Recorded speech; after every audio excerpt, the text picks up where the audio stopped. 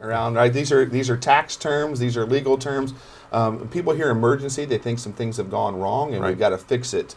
Mr. Nolan, from your perspective, can you please explain the term emergency and substitute levy, and explain why the district is allowed to combine these? Sure. I wish they would get rid of the term emergency levy. It doesn't mean anything what people think it means. It legally has to be used because that's what the law says, but it doesn't imply an emergency. It really should be called a fixed sum levy. That's what it is. You're getting X amount of dollars as a school district, and you're going to get that amount no matter what. If the values go up 100%, you still get $12.2 million.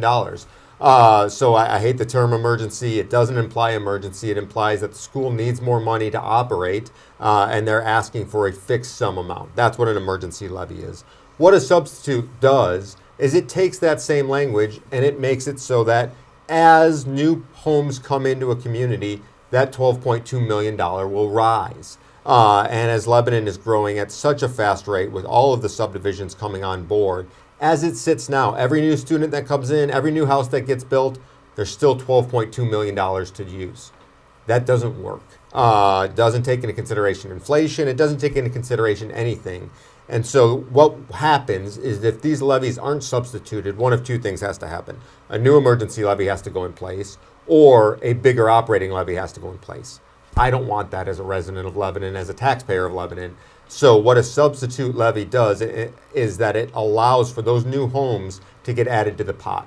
So that $12.2 million will grow slowly as each new house comes on. A little piece from each new house gets added on. So that $12.2 million will go on. It doesn't stop the need for levies ever, but it slows the need for levies. I think it's part of the discussion we've had as we've heard from communities and folks is, when the new houses are being built, they don't really understand that $12.2 million cap. Right. And so they see new houses, they assume we're getting new money and more money in that. And this is a way of looking at it as the new developments come on board, they're going to be paying their fair share because new homes that are being built are bringing new students to our district. And our student enrollment is growing. We've spent some time and resources in the last year looking at, what's the enrollment study going to look like? And if right now, everything is built as it's currently planned and starting to work on, within the next 10 years, it's possible that our district grows by an additional 1,000 students in the next 10 years. We can't take those students on without the opportunity to generate additional income.